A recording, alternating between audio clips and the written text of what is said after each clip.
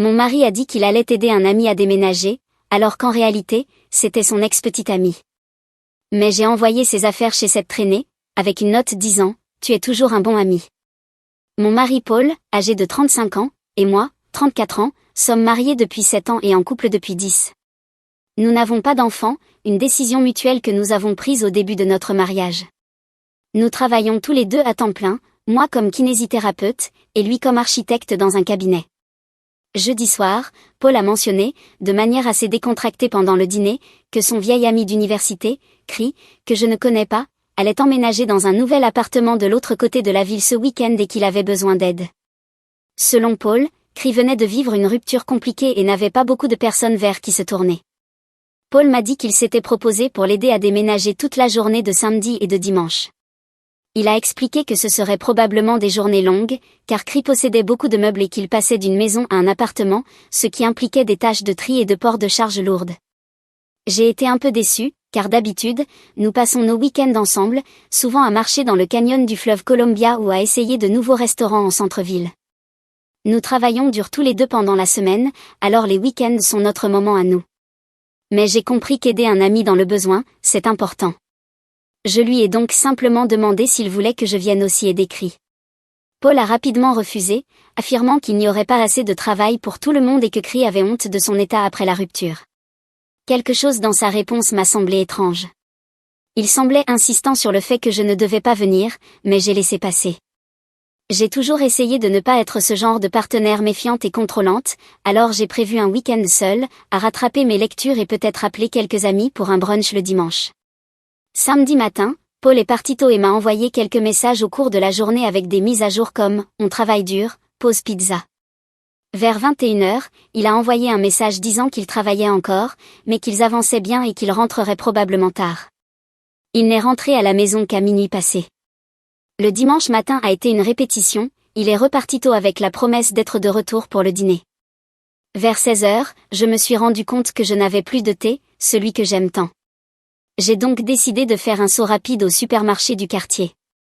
Le supermarché est à seulement 3 km de notre maison, dans une zone que nous fréquentons souvent. Et c'est là que tout s'est effondré. Alors que je sortais du supermarché, sac de course en main, j'ai vu la Subaru bleue de Paul garée devant un immeuble d'appartement tout proche, un bâtiment tout neuf qui venait juste d'être terminé il y a quelques mois. Je n'y aurais pas prêté attention, sauf que je me souvenais clairement que Paul m'avait dit que Cri emménageait dans un autre quartier, à l'opposé de la ville. Je suis restée un moment confuse, jusqu'à ce que je vois Paul sortir par la porte principale de l'immeuble, portant ce qui semblait être une petite étagère. Il était suivi par une femme que je n'ai pas reconnue immédiatement, jusqu'à ce qu'elle se retourne et que je vois clairement son visage. C'était Ross, son ex-petite amie du lycée. Je dois donner un peu de contexte ici. Paul et Ross sont sortis ensemble pendant tout le lycée et leur première année d'université, avant de rompre quand elle a été transférée dans une université de l'autre côté du pays. Selon Paul, c'était une rupture à l'amiable à cause de la distance, et tous deux avaient tourné la page. Durant les années de notre relation, le nom de Ross a été mentionné quelques fois, généralement lorsque Paul devenait nostalgique de sa ville natale ou de ses années de lycée. Il y a environ 3 ans, j'ai découvert qu'il s'était reconnecté sur Facebook. Quand je l'ai interrogé à ce sujet, Paul a insisté sur le fait qu'il ne faisait que rattraper le temps en tant que vieux amis, rien de plus. Il m'a dit qu'ils avaient échangé quelques messages et que c'était tout. Mais quand j'ai exprimé mon malaise face à la situation, il m'a assuré qu'il ne ressentait rien pour elle et qu'il n'était plus en contact. Du moins, c'est ce que je croyais. Et pourtant, il était là, en train d'aider Ross à emménager dans son nouvel appartement, après m'avoir menti explicitement sur la personne avec qui il passait le week-end. Je ne sais pas ce qui m'a pris, mais au lieu de le confronter immédiatement, je me suis accroupie derrière une camionnette garée et j'ai observé. Ils riaient ensemble alors qu'ils rentraient dans l'immeuble. J'ai passé les heures suivantes dans un état d'anxiété, alternant entre pleurs et colère. J'ai consulté nos relevés téléphoniques en ligne et découvert des dizaines d'appels et de messages entre Paul et un numéro que je ne reconnaissais pas ces derniers mois. J'ai cherché Ross en ligne et j'ai confirmé que c'était probablement son numéro. Quand Paul est enfin rentré à la maison, vers 20h, j'étais assise calmement à la table de la cuisine. Il m'a salué d'un ton décontracté, mentionnant à quel point il était épuisé d'avoir aidé Cri à déménager tout le week-end. Et il ouvrit le réfrigérateur pour prendre une bière. Je lui ai demandé directement comment s'était passé le déménagement. Il m'a donné un récit détaillé sur la façon dont il avait aidé Cree à déplacer les meubles, sur l'appartement qui était bien mais plus petit que le précédent, et à quel point Cree était reconnaissant pour son aide. Je l'ai laissé finir son histoire élaborée avant de dire « C'est étrange, parce qu'aujourd'hui, je t'ai vu aider Ross à emménager dans son nouvel appartement pendant que j'étais au supermarché. » L'expression sur son visage disait tout. Il venait d'être pris en flagrant délit de mensonge, et il n'avait aucun échappatoire. Ce qui a suivi a été l'une des conversations les plus douloureuses de ma vie. Après avoir essayé de minimiser la situation au début, Paul a finalement admis que Ross était revenu s'installer dans la région environ 6 mois après son divorce. Ils avaient été en contact régulier depuis, se voyant de temps en temps pour prendre un café ou déjeuner. Quand elle lui avait dit qu'elle allait déménager dans un nouvel appartement, il s'était proposé de l'aider.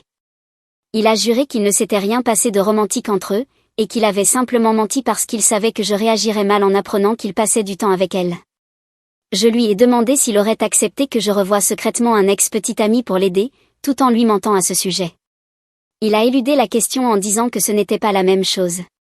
Quand j'ai insisté pour savoir pourquoi ce ne serait pas pareil, il n'a pas su me donner de réponse claire. Plus on parlait, plus son histoire changeait. D'abord, il disait qu'il ne s'était reconnecté que récemment. Ensuite, il a avoué qu'ils étaient en contact de manière intermittente depuis des années. Il disait d'abord qu'ils ne se voyaient que dans des lieux publics pour boire un café, puis il a fini par reconnaître qu'ils étaient allés dîner plusieurs fois. Chaque nouvelle confession le faisait paraître encore pire. Bien pire. Il m'avait menti de façon systématique à propos de sa relation avec Ross pendant des années. Quand je lui ai demandé de voir son téléphone, il a hésité avant de me le donner. Il n'y avait aucun message de Ross, ce que j'ai trouvé suspect, étant donné ce que j'avais vu dans nos relevés téléphoniques. Quand je lui ai fait remarquer cela, il a admis avoir supprimé leur conversation pour éviter précisément ce genre de malentendu. C'est à ce moment-là que j'ai su que notre mariage était en sérieux danger. Nous avons discuté jusqu'à tard dans la nuit. Il continuait à insister sur le fait qu'il m'aimait et que Ross n'était qu'une amie, mais il ne pouvait pas expliquer pourquoi une simple amitié nécessitait autant de mensonges. À un moment donné, il a essayé de retourner la situation contre moi, m'accusant de l'espionner et de ne pas lui faire confiance. Je lui ai rappelé que je l'avais découvert par pur hasard, et que ses mensonges étaient à l'origine du problème de confiance, pas moi. Je n'ai pas fermé l'œil de la nuit. Je suis restée éveillée à côté de mon mari, cet homme que je pensais connaître, en me sentant comme si je partageais mon lit avec un étranger. Le matin venu, j'avais pris ma décision. Pendant que Paul était sous la douche, j'ai commencé à faire ses valises, empaquetant ses vêtements essentiels et ses articles de toilette dans 2 grandes valises. Quand il est sorti et m'a vu faire, il a commencé à protester, mais je l'ai interrompu. Je lui ai dit que la confiance était la base d'un mariage, et qu'il venait de détruire la nôtre. Je lui ai dit que j'avais besoin d'espace pour réfléchir à la possibilité de sauver notre relation, et qu'il devait partir. Il m'a supplié de reconsidérer, promettant de couper tout contact avec Ross et d'accepter une thérapie de couple. Mais cela ne suffisait plus. La nature calculée de sa tromperie inventait un ami imaginaire, planifier tout un week-end de mensonges, supprimer des messages révélait une facette de mon mari que je n'avais jamais vue et que je ne voulais plus jamais revoir.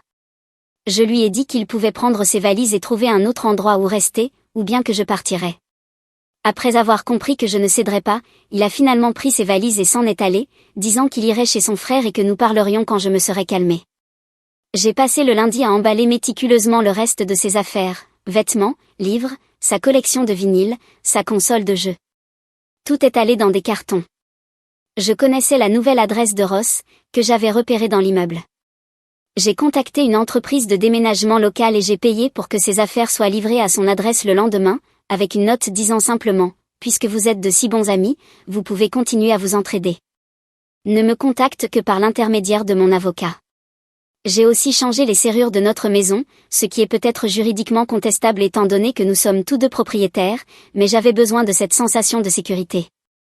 J'ai envoyé un message à Paul une fois la livraison effectuée, lui disant que ses affaires étaient maintenant chez Ross et que je souhaitais qu'il respecte mon besoin d'espace sans venir à la maison. Sa réponse a été une avalanche de messages et d'appels paniqués que j'ai ignorés. Il est venu à la maison ce soir-là, incapable d'entrer avec sa clé, sonnant à la porte encore et encore. Je n'ai pas répondu. Finalement, il est reparti. Mais au moins, je sais qu'il est vraiment allé chez son frère. Pour une série de raisons que je n'ai pas besoin d'expliquer ici, cela fait maintenant 2 jours que j'ai envoyé ces affaires chez Ross, et je suis assise ici à me demander si j'ai réagi de manière excessive. Une partie de moi se sent justifiée. Le niveau de tromperie était profond, et le fait qu'il passait du temps avec une ex-petite amie tout en me mentant franchissait une limite inacceptable pour moi. Mais une autre partie de moi se demande si j'aurais dû lui donner une chance de s'expliquer plus en détail, ou si nous aurions dû essayer une thérapie avant de prendre une décision aussi radicale. Je n'ai pas encore demandé le divorce, mais j'ai consulté un avocat pour connaître mes options.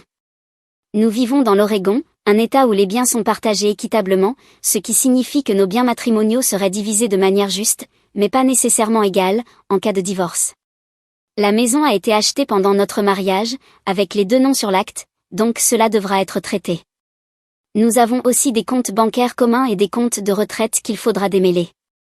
Mes amis sont partagés, certains pensent que j'ai fait exactement ce qu'il fallait, tandis que d'autres estiment que j'aurais au moins dû tenter une thérapie avant de mettre fin à un mariage de 7 ans.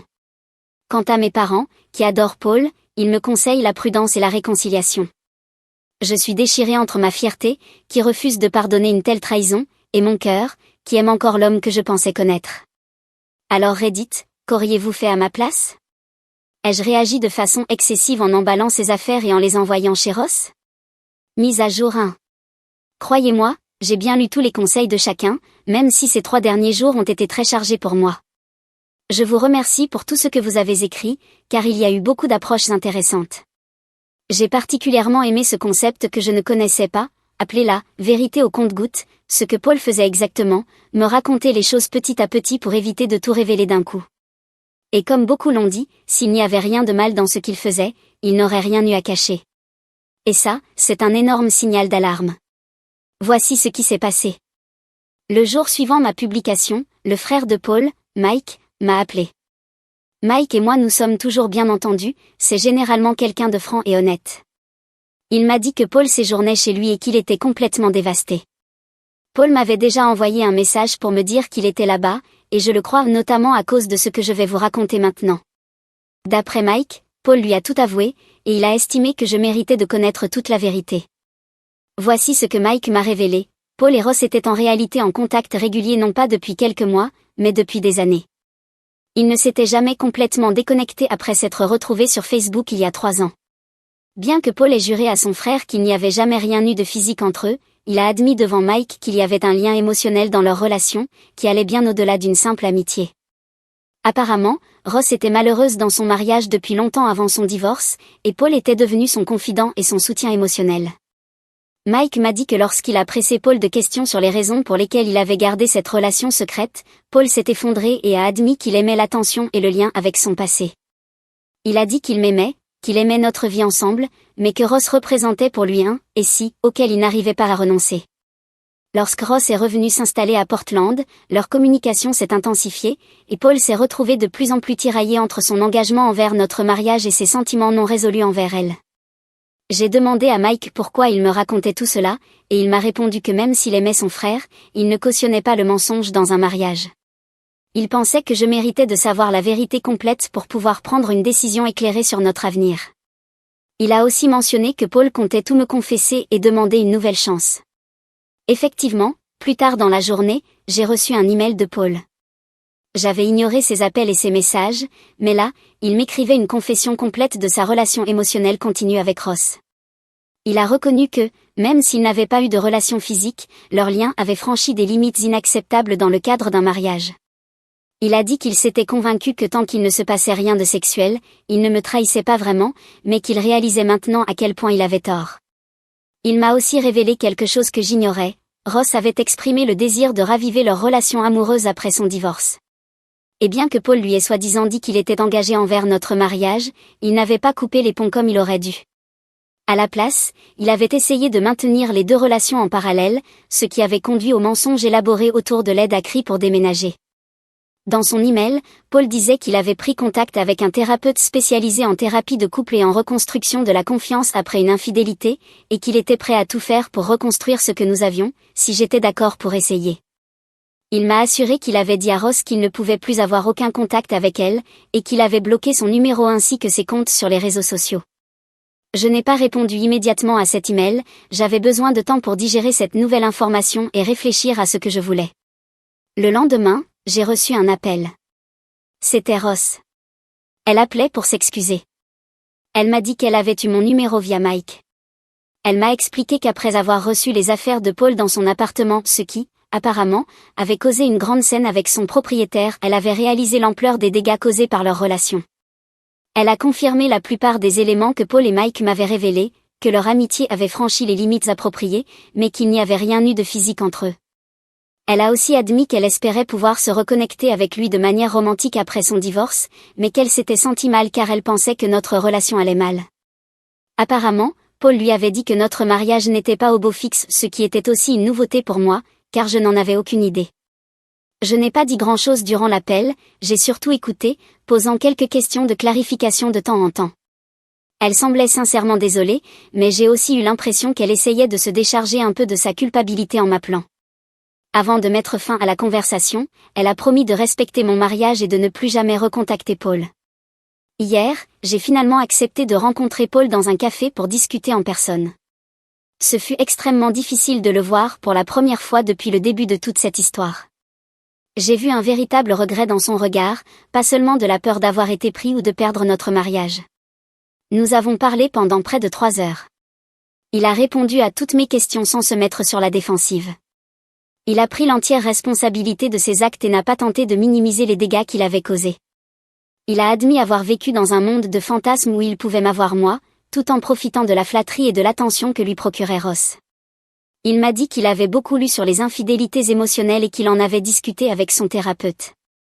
Il reconnaît maintenant que le fait d'avoir dit à Ross que notre mariage avait des problèmes, dans l'espoir qu'elle s'approche davantage de lui, était bel et bien une forme d'infidélité, même sans contact physique. Quand je lui ai demandé pourquoi je devrais lui refaire confiance, il n'a pas eu de réponse immédiate. Il a simplement dit qu'il savait que la confiance devait se reconstruire lentement, si elle pouvait l'être un jour, et qu'il était prêt à consacrer des années à ce processus. Il a affirmé qu'il était désormais prêt à être totalement transparent, à avoir une politique de téléphone ouvert, à partager sa localisation, tout ce dont j'aurais besoin pour me sentir en sécurité pendant que nous tentions de réparer les choses. Je lui ai dit que je n'étais pas encore prête à prendre une décision. La trahison me semblait encore trop récente, et je ne suis pas sûre de pouvoir passer au-delà. Je lui ai expliqué que même si je voulais essayer, le chemin vers la guérison serait long et douloureux pour nous deux, et que je devais être certaine d'avoir la force émotionnelle nécessaire pour ce voyage. Nous avons conclu que je réfléchirais à la possibilité d'une thérapie, et qu'il continuerait de vivre chez son frère pendant que je décide ce que je veux. Voilà où nous en sommes. J'ai pris rendez-vous avec un thérapeute pour moi-même, afin de m'aider à traiter tout cela. Je n'ai pas encore décidé si je veux tenter la thérapie de couple.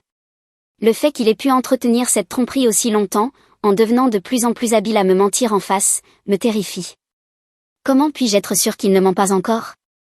Je ne veux pas passer le reste de ma vie à jouer au détective privé pour m'assurer qu'il ne fait rien de mal. Si je n'avais pas découvert ce que j'ai vu, qu'est-ce qui se serait passé ? Est-ce que l'un de nous aurait fini par franchir une limite ? Et cela aurait-il été une infidélité physique ? J'ai du mal à croire que nous puissions revenir en arrière après ça. Mise à jour 2. J'ai commencé à consulter un thérapeute en individuel, ce qui m'a aidé à mettre de l'ordre dans tout ce que j'avais dans la tête.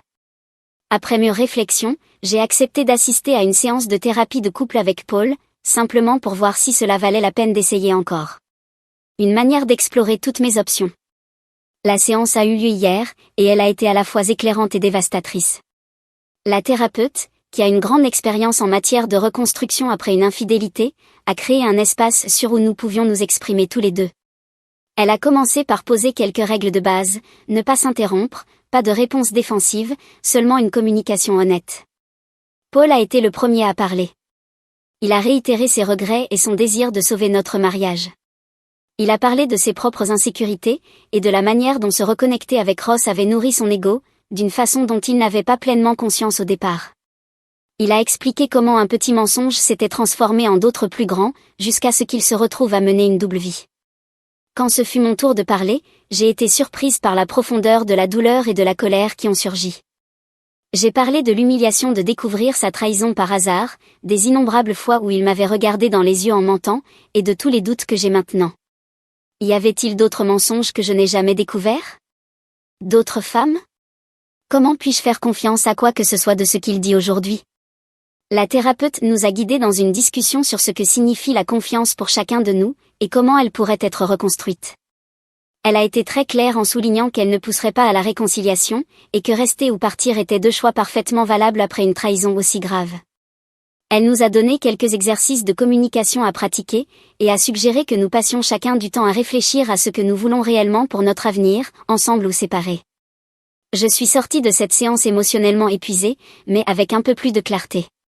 Ce soir-là, j'ai décidé de faire quelque chose que je n'avais pas encore fait.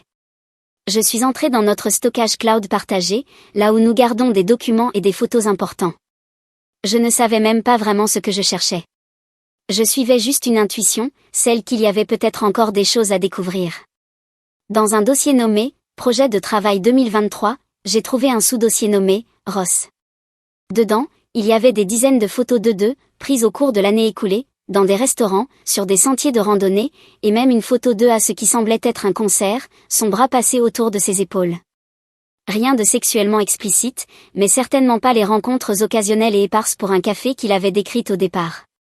J'ai également pu voir des conversations par message, dans lesquelles ils discutaient de leurs sentiments l'un pour l'autre.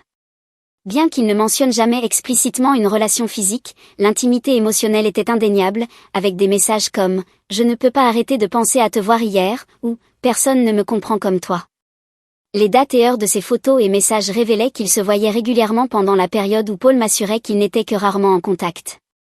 Plusieurs de ces rencontres avaient eu lieu les jours où il m'avait dit qu'il travaillait tard ou qu'il voyait des amis. Le fait que ce dossier ait été soigneusement caché suggérait aussi une préméditation, ce qui contredisait son récit selon lequel un petit mensonge s'était simplement transformé en avalanche. J'ai immédiatement appelé Paul, et quand je lui ai raconté ce que j'avais trouvé, il y a eu un long silence avant qu'il dise simplement « J'allais t'en parler ». Je lui ai demandé quand, exactement, pensait-il partager cette information, étant donné qu'il avait eu de multiples occasions d'être entièrement honnête. Il n'a pas su me répondre. J'ai mis fin à l'appel et j'ai envoyé un email à la thérapeute pour annuler notre prochaine séance de couple, en lui expliquant ce que j'avais découvert. Plus tard dans la soirée, Paul m'a envoyé un long message, s'excusant encore une fois et disant qu'il avait essayé de rassembler le courage de tout révéler lors de notre prochaine séance de thérapie. Il a dit qu'il avait eu peur de me submerger avec trop d'informations d'un coup. À ce stade, ses explications me semblaient être davantage de la manipulation qu'autre chose. Ce matin, j'ai repris contact avec mon avocate et j'ai officiellement lancé la procédure de divorce. L'Oregon est un état de divorce sans faute, donc l'infidélité émotionnelle n'a pas de poids juridique majeur, mais documenter la chronologie de la tromperie pourrait être pertinent dans les négociations de répartition des biens. Paul m'appelle et m'envoie des messages sans arrêt depuis que je lui ai annoncé le divorce. Dans ces messages, il me supplie de lui donner une autre chance. Et comme je ne lui réponds pas, il se met en colère, disant que je ne fais même pas l'effort de sauver notre mariage. Je les ignore pour la plupart, ne répondant qu'aux questions pratiques concernant la séparation de nos vies. Le processus de divorce est en cours, et je me concentre sur les aspects logistiques, séparer nos finances, faire des plans pour la maison, et réfléchir à mes prochaines étapes. Mise à jour 3. Je ne m'attendais pas à devoir faire une mise à jour si tôt. Je pensais le faire une fois le divorce finalisé, mais quelque chose s'est produit hier.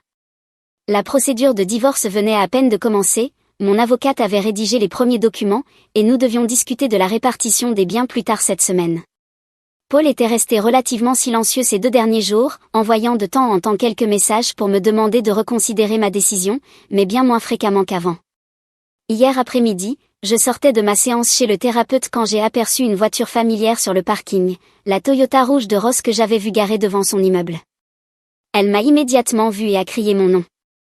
Mon premier réflexe a été de l'ignorer et de partir, mais la curiosité a pris le dessus. Nous avons fini par nous asseoir sur un banc à l'extérieur du cabinet de thérapie, car elle m'a demandé si nous pouvions parler. Ce qui a suivi fut l'une des conversations les plus surréalistes de ma vie. Elle m'a dit qu'après notre appel téléphonique la semaine dernière, elle avait été rongée par la culpabilité quant à son rôle dans la destruction de mon mariage. Ross m'a assuré que, même si elle avait des sentiments sincères pour Paul, elle avait réalisé que leur relation reposait davantage sur la nostalgie et la fantaisie que sur la réalité. Puis est venue la bombe, Ross m'a avoué qu'en contradiction avec ce qu'elle et Paul m'avaient dit jusque-là, leur relation était devenue physique il y a environ 4 mois. Selon elle, cela s'est produit après qu'ils se soient revus lors de l'anniversaire d'un ami commun, une fête que Paul m'avait décrite comme un événement professionnel.